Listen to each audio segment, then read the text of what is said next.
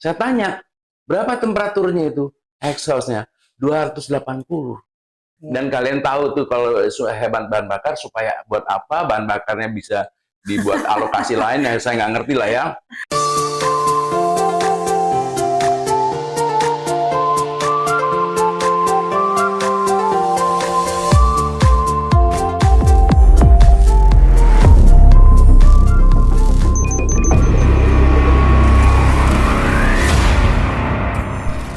Salam Korps. Assalamualaikum warahmatullahi wabarakatuh. Salam sejahtera dan selamat pagi untuk seluruh CAIP dimanapun berada. Baik, jumpa lagi dalam podcast CAIP untuk berbincang atau belajar bahkan berbagi macam informasi bersama para alumni kita yang sudah sangat berhasil pada bidangnya masing-masing. Dan hari ini khusus hadir bersama dengan kita seorang alumni, seorang tokoh yang berkecimpung di dunia asuransi kapal atau asuransi laut. Saya sangat hormat sekali dan sangat berbahagia karena hari ini saya bisa duduk bersanding bersama dengan beliau dan akan banyak belajar dari beliau. Oke, kenalkan dulu, nama saya Intan Bulan. Saya adalah salah satu alumni dari STIP yang saat ini bergabung dalam Korps Alumni Akademi Ilmu Pelayaran Angkatan 39. Dan pagi ini kita akan berkesempatan bersama berbincang dan belajar dari seorang pakar asuransi laut. Oke, kita perkenalkan langsung hadir bersama kita Bapak Budi Santoso. Selamat pagi, senior. Salam hormat dari kami. Terima kasih banyak loh hari ini berkenan waktunya untuk hadir bersama-sama dengan CAIP di podcast CAIP. Baik, saya langsung memperkenalkan senior kita yang baik hati ini yang mau hadir dan berbagi cerita dengan kita. Beliau lahir di Bandung, kurang lebih sekitar 70 tahun lalu, usianya sudah 70, tetapi tampangnya masih nggak 17 juga ya. Nggak ke 70 Denior, luar biasa, semoga sehat selalu. Amin. Terima kasih sekali lagi sudah hadir. Beliau adalah alumni AIP Angkatan 18. Ya, dan beliau sudah memiliki 3 putra dan putri. Boleh Nior sedikit bercerita tentang keluarga mungkin? Berapa putranya, putrinya, silakan. Iya, terima kasih Mbak Intan. Ya, putra saya yang pertama itu putri yang sekarang sudah tinggal di Jerman di Stuttgart bersama suami dan keluarganya baru kurang lebih 2 bulan. Itu lulusan dari London School. Anak saya yang kedua laki-laki, dia kerja di asuransi dan dia sebagai marine manager juga di satu perusahaan GV company, broker internasional juga. Dan yang ketiga adalah anak saya si Bontot itu bekerja di perusahaan mining yang termasuk terbesar di Indonesia. Itu Adinda namanya. Dan mereka semua sudah mandiri semua, dan bapaknya cari kesibukan sendiri dengan mengajar ke sana kemari, dipanggil ke KSO kemana-mana, dan teman-teman juga semua. Ya, sambil belajar ibadah juga membagi ilmu semangat buat kawan-kawan adik-adik semua. Ya, silakan. Oke, baik, terima kasih. Jadi nggak cuma bapaknya yang berhasil, tapi putra-putrinya juga berhasil. Bahkan ada di antaranya yang ngikutin di bidang insurance, marine insurance. Oke, senior, karir terakhirnya di bidang asuransi boleh cerita sedikit? Ya, saya di satu perusahaan swasta itu divisi marine itu terakhir. Bisa sebutin kan?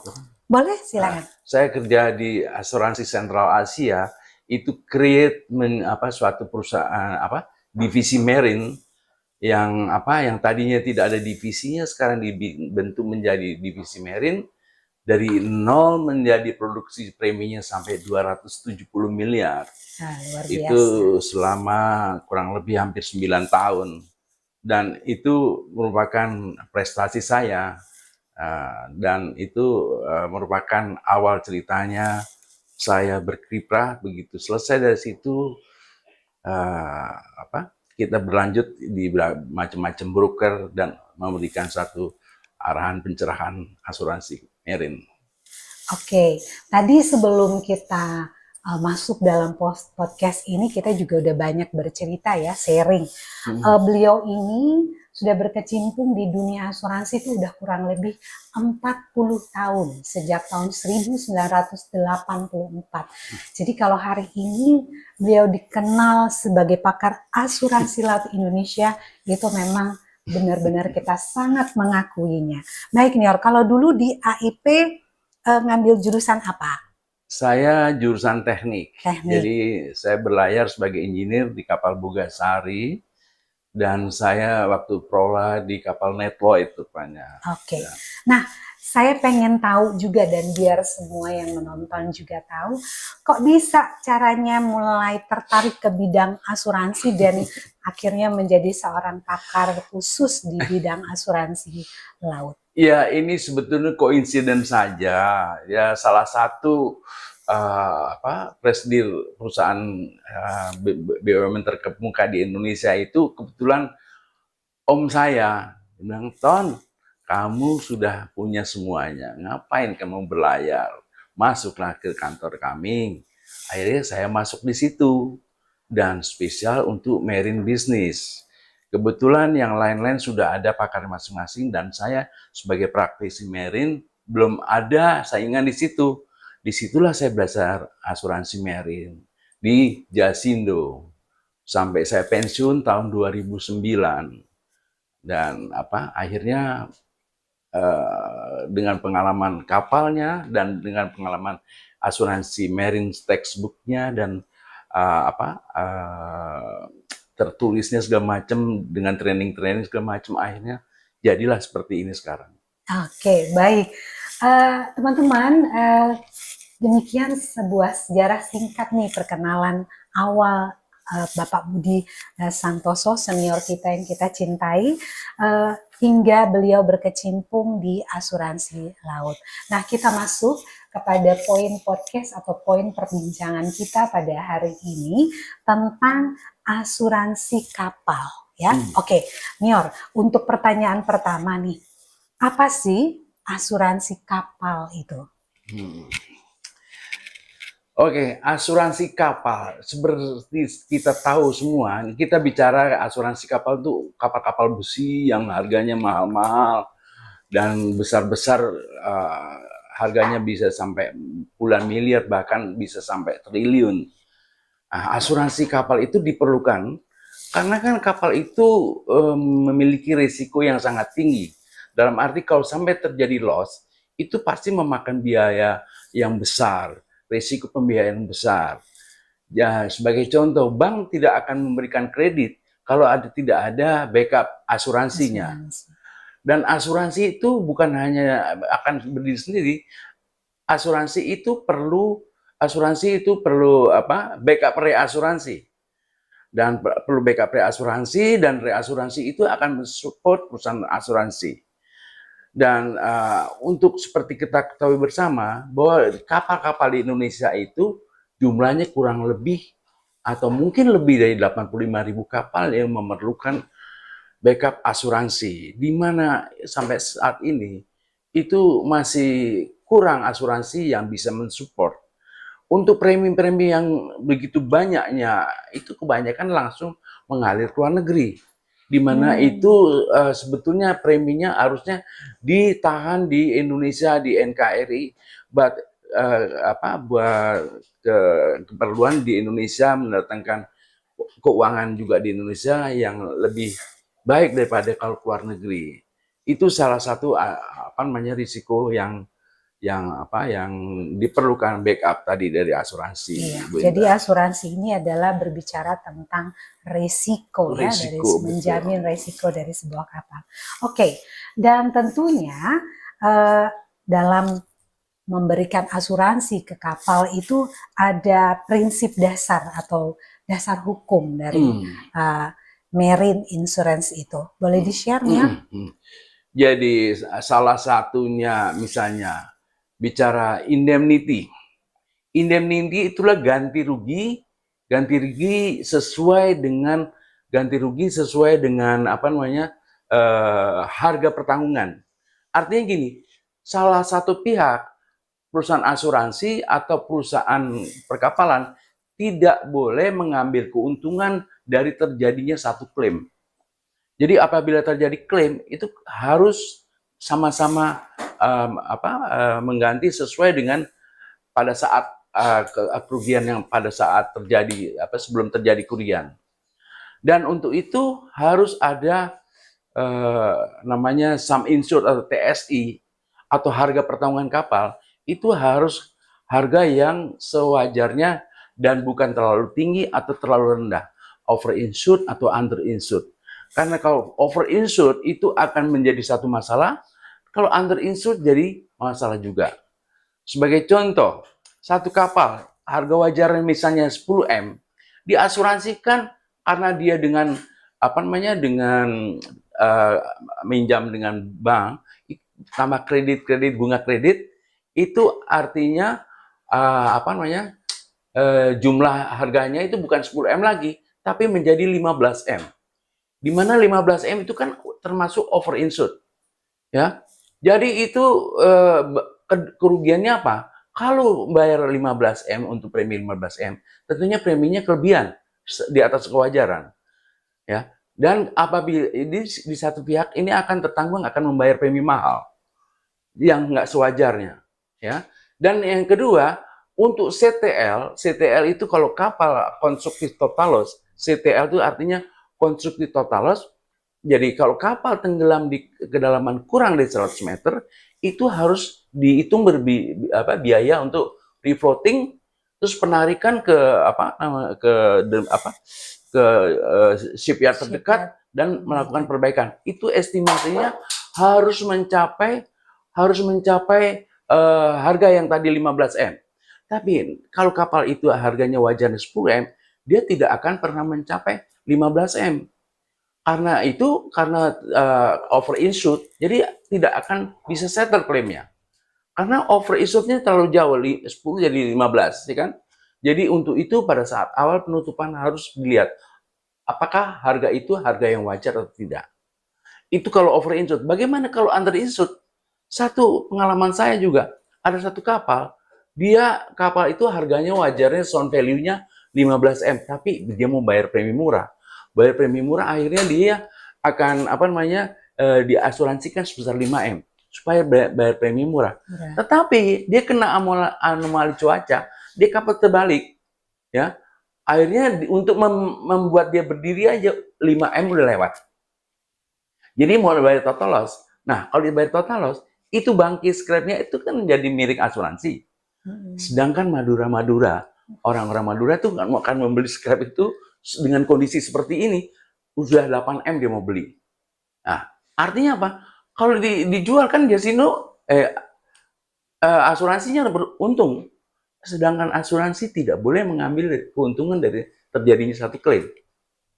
Nah, itu pengalaman prinsip dasar. Jadi makanya harus dilihat harga wajar dari sound value dari kapal itu seperti apa. Oke, that's why ada prinsip dasar asuransi yang namanya utmost good faith, ya, di mana adanya keterbukaan juga antara pemilik kapal dan juga dari insuransinya, ya, Nir, ya. Betul. Nah, kalau utmost good faith itu keterbukaan dan kepercayaan antara satu pihak dengan pihak lain. Nah, utmost good faith itu adalah keterbukaan atau kejujuran dari perusahaan asuransi untuk dapat menjelaskan isi polis. Isi polis seperti apa, yang risiko yang di-cover seperti apa, yang tidak di-cover seperti apa, itu kewajiban dari asuransi untuk menjelaskan isi polis kepada perusahaan pelayaran yang punya polis, yang mendapat polis. Sebaliknya, kewajiban dari perusahaan perkapalan itu yang punya kapal, dia berkewajiban menjelaskan kapalnya. Ya, seperti si partikulernya, kapal saya kapal dikelaskan, kelasnya siapa, ya owner siapa, krunya siapa, itu semua kewajiban dia. Kalau dalam satu pihak ada terjadi klaim, tapi penjelasan awal itu tidak transparan, ternyata itu kapalnya orang, si perusahaan A, di aku si B. Itu pada saat pembuktian, ternyata dia tidak transparan, akhirnya klaim itu bisa ditolak, dan itu breach of utmost good faith namanya. Itu salah satu contohnya. Oke, baik. Jadi kurang lebih pertanyaan 1-2 seperti yang tadi sudah dijelaskan itu menceritakan pentingnya ya asuransi kapal itu. Oke, kita lebih kepada pertanyaan teknis ya tentang seaworthy-nya sebuah kapal sehingga itu bisa masuk dalam pembiayaan asuransi. Boleh di-share nih? Oke, seaworthy atau layak laut itu sebenarnya dari sudut pandang biro klasifikasi atau apa kok yang kelas ya, kelas gitu ya. Itu adalah kapalnya harus seaworthy, betul seaworthy. Tapi kalau di visi asuransi namanya seaworthy atau layak laut, itu kapal itu nggak hanya kapalnya, tetapi kapal plus plus yang lain. Misalnya kapal plus kru kapalnya kompetensi udah sesuai. Terus bahan bakarnya sudah memenuhi syarat untuk berlayar dari satu tempat ke tempat tujuan. Misalnya saya dulu waktu berlayar dari Indonesia ke Kanada, itu saya perlu 700 ton bahan bakar. Kalau bahan bakar saya cuma 500 ton, itu berarti tidak seaworthy karena dia tidak akan sampai. Ya, jadi bahan bakar, bahan makanan, segala sesuatu yang mensupport dia dapat berlayar dari suatu tempat ke tujuannya dengan aman, itu baru disebut seaworthy. Jadi tidak hanya terbatas kepada konstruksi dari sebuah kapal saja ya yang untuk bisa masuk dalam penilaian sebuah asuransi, tetapi hingga pada kompetensi kru yang menjalankan kapal tersebut, bahkan juga hingga ke bahan bakar. Jadi kalau pada saat proses klaim dan lain sebagainya, apabila poin-poin penilaian tersebut tidak masuk atau dianggap tidak sesuai, maka bisa menggagalkan dari proses klaim itu sendiri ya, begitu. Nah, mungkin selama ini pengetahuan kita hanya terbatas kepada asuransi kapal itu hanya pada kelayak kelautan dari sisi konstruksi, ya, yang bagian yang tadi sudah dijabarkan oleh senior itu tidak termasuk. Padahal justru itu juga merupakan sebuah poin-poin penting ya dalam penilaian asuransi. Bu Intan, mungkin makanya pernah harus ditambahkan. Makanya kalau kapal sebelum berlayar itu pasti diperiksa oleh port captain atau Syah Bandar mengenai keabsahan semua. Ya, statutorinya udah semua. Ya, crew listnya bagaimana, bahan bakarnya gimana. Manningnya udah memenuhi syarat semua. Kalau udah semua, baru keluar SPB, surat perintah berlayar, baru bisa jalan. Jadi artinya kalau kapal tidak mau berlayar, tidak perlu seaworthy menurut asuransi. Ya, contoh kalau kapal lagi di pelabuhan, lagi sandar, seaworthy nggak perlu, nggak seaworthy. Kenapa? Kalau lagi sandar di pelabuhan, itu kru kapal kan mestinya jumlahnya 25 orang. Yang jaga paling tinggal 10 orang atau 7 orang. Itu kalau terjadi apa-apa kan nggak bisa bikin apa-apa. Jangan-jangan kalau kita sebagai orang mesin kadang-kadang lagi off-road mesin segala macam, itu kapal nggak seaworthy sama sekali. Nah, orang asuransi nggak pernah tahu seperti itu. Yang tahu gitu adalah orang-orang yang tahu kapal. Gitu. Boleh dicek di lapangan seperti apa. Itulah kenyataannya. Gitu, Bu Intan. Oke, baik Nior. Saya sedikit pengen mengetahui lebih dalam lagi itu pada saat besaran coverage insurance-nya. Itu dinilainya berdasarkan apa? Apa panjang kapalnya atau pada thickness dari atau ketebalan dari konstruksi ataupun kelengkapan navigasi dan lain sebagainya, atau ada faktor lain lagi yang mungkin panjang kapalnya mungkin berbeda dan lain sebagainya, tapi mungkin jenis muatannya yang akan mempengaruhi daripada harga kapal. Asuransinya tersebut. Asuransi ya, harga kapalnya ya mungkin maksudnya. Pada harga kapal. Iya. Jadi harga kapal itu umumnya itu ditentukan oleh bagaimana permintaan di marketnya. Oke. Pernah tahun 2000 berapa ya? 2009, 2008 itu respon itu satu kapal bulk carrier tahunnya 93 itu harganya 28 juta US dollar. Oke. Tapi begitu 2009 itu Krismon waktu itu. Jadi kapal tank bulk carrier itu banyak yang tidak berlayar dan berhenti karena tidak ada muatan. Sedangkan untuk kapal-kapal yang sebesar super besar seperti itu, tentunya butuh biaya tinggi untuk maintenance, Operasionalnya. kru kapal segala macam itu tetap. Akhirnya kapal itu karena tidak ada yang pakai berlayar, akhirnya harganya anjlok dari 28 juta US dollar tinggal 14 juta US dollar, 50% ya. Dan itu dijual juga agak susah karena orang mau beli buat apa? Jadi tergantung harga kapal itu tergantung dari market value. Kondisi. Iya. Dan kembali kalau istilahnya pakai appraisal itu nggak akan kena. Appraisal tidak bisa di-apply di harga kapal. Iya, gitu. iya. Kalau appraisal rumah kan terlihat ya dari bentuk rumahnya, berapa lantai bangunan tersebut ya, betul. bisa ditentukan dari nilai asuransinya. Namun kalau kapal aplikasinya tidak seperti itu untuk penilaian, ya lebih kepada market value saat itu. Saat itu, ya. Oke, baik.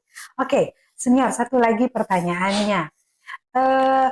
Jika misalnya ada terjadi kecelakaan ataupun damage pada kapal tersebut, prosedur pengajuan klaimnya seperti apa? Seperti apa ya? Ini contoh ya, misalnya ada engine damage, kita bicara engine damage. Engine damage begitu ada engine damage, di trouble engine, misalnya crankshaftnya patah gitu ya, dia kapal itu akan ditarik atau sandar di tempat yang aman atau lego jangkar di tempat yang aman. Ya.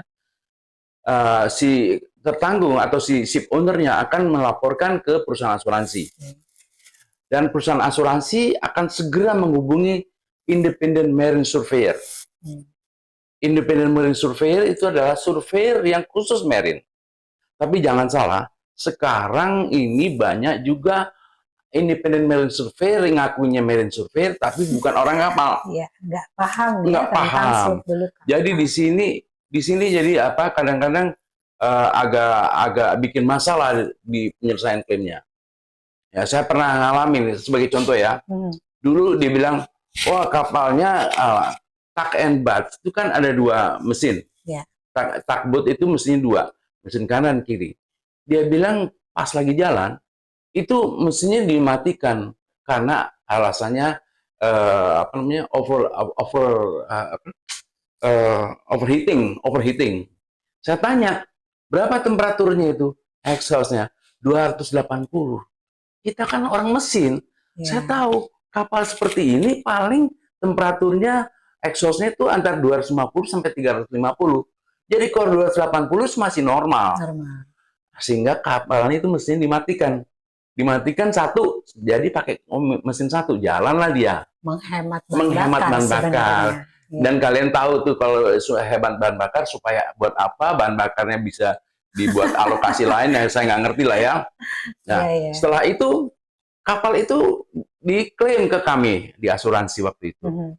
Saya tanya, itu 280 itu nggak masuk operating. Dan yang kedua adalah mesin itu dimatikan. Mesin itu dimatikan artinya apa? Tidak terjadi jam. Kalau berhenti mendadak itu karena jam kan betul-betul ada scratching. Dia minta diganti cylinder liner, dia punya cylinder copnya diganti semua. Itu kan satu hal yang nggak masuk di akal. Satu lagi yang lucu, crankshaftnya minta diganti, bearing crankshaftnya minta diganti. Itu kan nggak bilang. Itu yang melakukan survei, independent surveyor, itu insinyur dari satu instansi terkenal ya udah top lah kalau di Indonesia, tapi bukan pelaut. Nah, harusnya yang melakukan itu adalah orang yang paham atau lulusan dari pelayaran seharusnya. Betul. Jadi salah satu kerugian orang asuransi adalah penggunaan tenaga-tenaga yang tidak tahu kapal dalam operasional tapi dipasang buat ngoperasikan. Iya. Itu nggak pas ya. Jadi akhirnya kalau itu dari item-item itu semua saya tolak semua. Tolong direvisi reportnya. Dan kebetulan Nah, yang di sisi asuransinya itu adalah yang paham banget iya betul. tentang kapal ya, Iya, tentang mesin dan lain sebagainya, sehingga semuanya bisa iya begitu. diterorganisir dengan baik ya, baik. Oke, nah kemudian dalam pengalaman senior nih, kira-kira banyak ada klaim nggak sih yang pernah dispute begitu? Atau kenapa sih sampai kadang-kadang sudah menggunakan asuransi, once asuransi tersebut diklaim, ditolak, atau ya dispute insurance lah. Kira-kira karena apa? Ya, gini ya. Dispute yang paling sering terjadi ya, di asuransi dengan ship owner itu karena si ship owner tidak tahu asuransi. Dan alasannya tulisannya kecil-kecil, klausulnya kecil-kecil. Nah, dan di lain pihak, orang asuransi sama sekali buta tentang kapal. Dijelasin juga nggak nyambung. Jadi begitu terjadi klaim, itu pasti simpang siur beritanya. Padahal salah satu daripada kasus itu apa namanya terjadi pasti akan jadi panjang. Saya memberi satu contoh yang apa satu klaim. Satu kapal dibilang tenggelam karena heavy weather. Kapal heavy weather pasti capsize, ya kan? Nah, kalau kapal capsize pasti apa? Tidak bisa menurunkan skoci. Karena kalau kapal goyang-goyang gini nurun skoci bisa apa? Bisa kebentur orang, bisa gencet mati ya. Akhirnya saya mendapatkan bukti bahwa kapal itu ternyata bukan capsize, tapi ada leaking bocor dan ditenggelam. Tenggelamnya begini. Artinya dia tidak pantesan dia bisa nurun skoci. Yeah. Nah, begitu ada foto kapalnya, berarti ada gambar lautnya dong. Iya. Nah, saya lihat lautnya itu terlihat calm sea, ya. Calm sea bukan rough sea. Ya, akhirnya saya mendapatkan juga ada pemalsuan dari apa namanya pemalsuan dari logbook. Logbook kita 3 orang aja menulis tangan pasti beda karakteristik tulisannya. Ini karakteristiknya sama semua. Artinya apa? Itu logbooknya dimanipulasi. Itu udah kriminal ya. Jadi itu nggak bisa. Jadi dari data-data itu akhirnya saya bilang ini kita no claim. Kejadian itu waktu itu di kantor saya bilang satu-satunya yang menolak klaim adalah saya sendiri. Karena saya tahu bahwa kita mau dibohongin sama klien. Nggak kecil kok, 2,5 juta US dollar kan lumayan waktu itu. Luar biasa itu. Luar biasa, dan no claim. Oke, jadi dari cerita-cerita senior ini ya, saya bisa mengambil sebuah kesimpulan bahwa untuk di bagian insurance itu benar-benar harus ada orang yang benar-benar paham betul tentang seluk-beluk kapal. Di antaranya ya dari sisi nautis ataupun dari sisi teknisnya juga ya. Begitu pula dengan yang melakukan penilaian atau surveyornya sendiri juga harus benar-benar paham tentang sisi nautis dan sisi teknis dari kapal sehingga nantinya ya baik pemilik ataupun dari insurance itu bisa kembali kepada kondisi yang tadi kita sama-sama sampaikan tentang prinsip dasar asuransi yaitu utmost good faith, di mana nanti asuransi itu akan benar bisa mengcover dari kepentingan si pemilik kapal in case terjadi sebuah kecelakaan atau sebuah kerugian pada saat kegiatan operasional kapal. Ya, betul. Nah, kondisi ini nih, hari ini sebenarnya sekolah-sekolah pelayaran kita kan setiap tahun memproduksi lulusan alumni di bidang pelayaran. Tapi masih banyak juga yang belum melirik ke bidang asuransi. Padahal bukan mungkin lagi ya, pastinya di sisi asuransi ini memang membutuhkan tenaga-tenaga yang mahir dan ahli di pelayaran. Nah, mungkin Nior bisa memberikan masukan kepada adik-adik kita ataupun lulusan pelayaran lain. Karena begitu besar peluangnya lulusan dari sekolah pelayaran ini di Iya, asuransi. betul. Silakan ya. Ya, jadi gini Bu Intan ya, memang apa namanya, perusahaan asuransi itu sangat-sangat perlu dalam arti apa ya, orang-orang yang ngerti masalah operasional kapal ya. Dan sekarang aja buat contoh ya, hampir 100 asuransi, ini bicara asuransi umum ke asuransi kerugian, itu yang berani menutup asuransi marine itu mungkin kurang lebih hanya 10 plus minus lah ya. Dan itu pun ngambilnya kecil-kecil. Dibandingkan dengan jumlah kapal yang ada di Indonesia segitu banyak. Segitu banyaknya. Akhirnya semua ngambil asuransi keluar negeri. Dan kurang lebih 10 itu pun kalau mensupport hanya 10%, 15%. Jadi kok asuransi, beberapa asuransi patungan jadi satu. Karena apa? Karena asuransinya nggak berani, karena juga reasuransi yang mensupport asuransi juga nggak berani. Sebagai contoh, saya pernah pergi ke satu perusahaan reasuransi, Pak, kami hanya berani nutup asuransi untuk kapal bulk carrier dan tanker saja. Ya. Tipe yang lain Tipe yang lain enggak. Nah, saya bilang, ini perusahaan asuransi atau perusahaan asuransi? Perusahaan asuransi menurut saya harus bisa semua tipe kapal. Tapi TC-nya agak dibeda-bedakan. Ini mungkin hanya khusus TLO aja, ini bisa all risk, ini all risk tapi di-exclude apa-apa, itu harus bisa seperti itu. Ada term and condition-nya, penyesuaian term condition-nya. Dan ini tidak bisa maksimal. Artinya reasuransi juga kurang paham masalah ini. Kurang paham, otomatis asuransinya juga seeding-seedingnya juga, asuransi itu disebut seeding ya. Seeding-seedingnya itu juga kurang berani kan. Nah, ini dia pakai pribadi, tanggung jawab pribadi atau OR segala macam. Jadi kurang maksimal. Nah, sekarang buat adik-adik, teman-teman kolega-kolega pelaut, sebenarnya chance buat masuk di perusahaan asuransi itu nggak kecil, cukup besar. Tetapi mungkin perusahaan asuransi itu belum bisa mengerti bagaimana perlunya. Dan mereka itu yang diperlukan adalah kalau mau jadi marine underwriter yang mengakses kapal, itu harus punya ijazah A, B, C, D, ahli asuransi ini dan ahli itu segala macam. Itu sebetulnya itu ahli-ahli itu harus dibilang, kalau bilang ahli harusnya tahu praktisnya seperti apa, operasionalnya seperti apa, baru TC-nya disesuaikan. Kalau sekarang kan orang tidak pernah tahu operasional kapal, tetapi dia membuat suatu TC sendiri. Pokoknya kalau kapal kurang dari 15 tahun, saya berani 280 all risk. Padahal bukan begitu. Ya.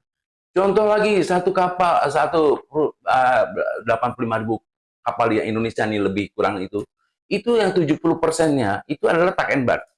Makanya klaim paling banyak adalah tuck and barge. Tuck and barge, ya jelas otomatis loh.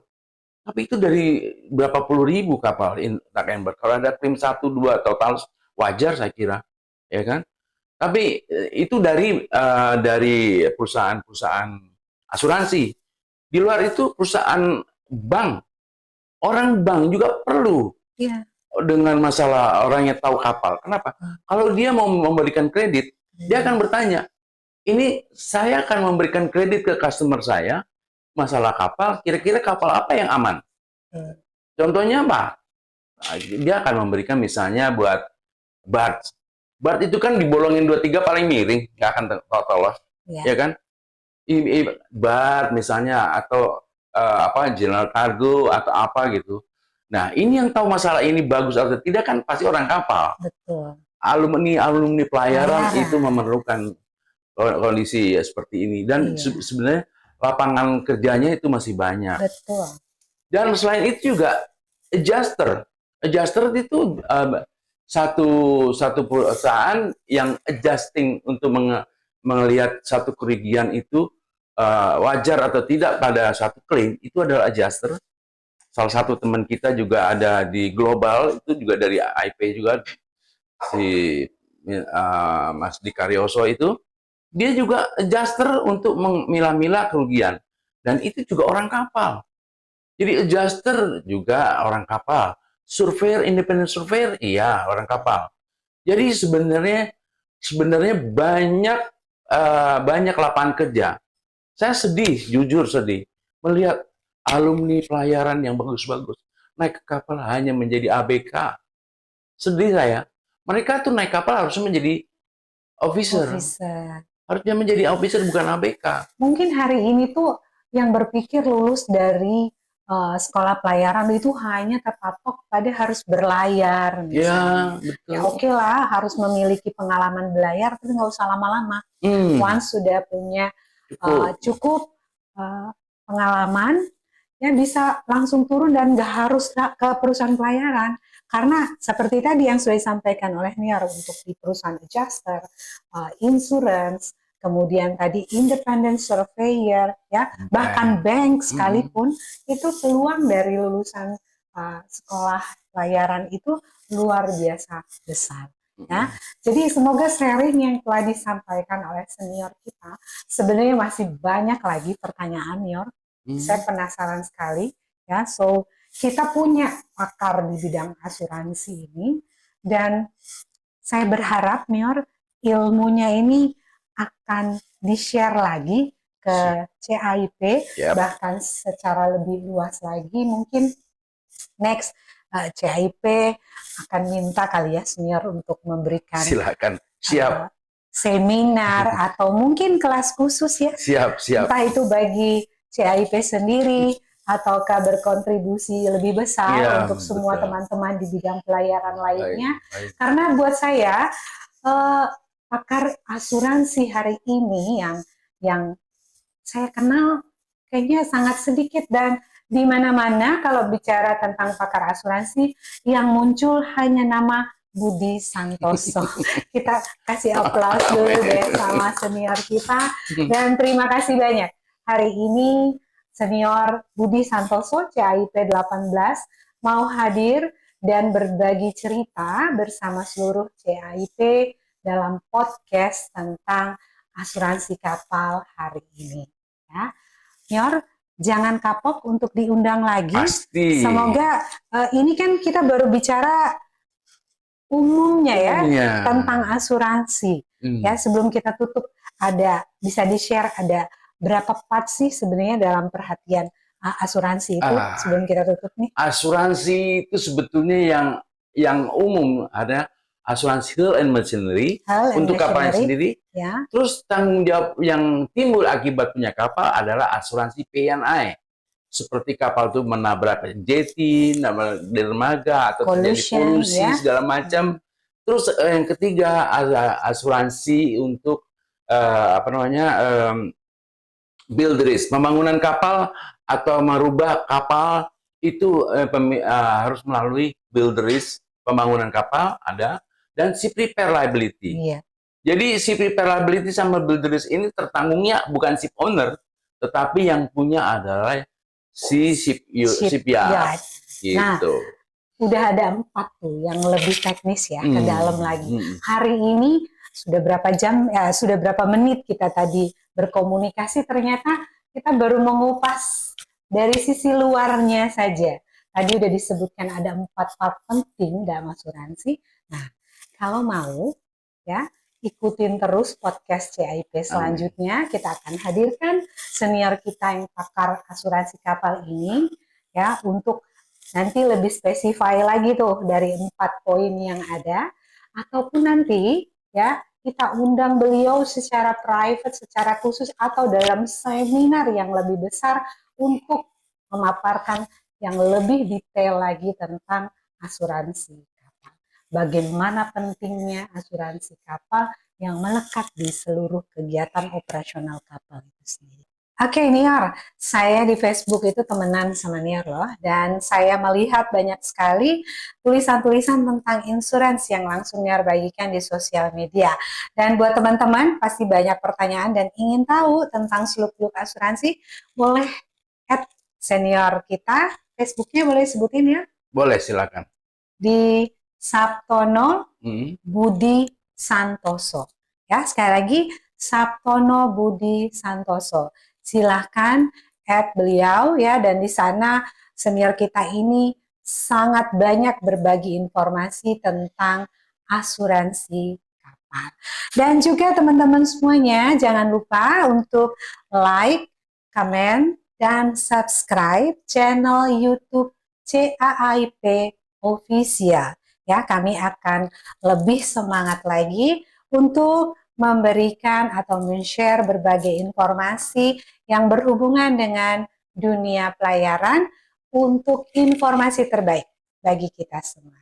Sekali lagi Nior, terima kasih banyak sudah hadir bersama CAIP hari ini. Sehat selalu. Amin. Salam buat semua keluarga. Amin. Di rumah. Dan tadi saya bilang Nior, kalau diundang lagi ke podcast CAIP atau kegiatan lainnya, saya percaya Nior siap. Siap, pasti. Oke teman-teman semuanya, sampai ketemu pada podcast CAIP selanjutnya.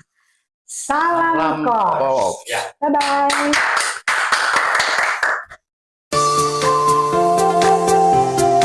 Jadi banyak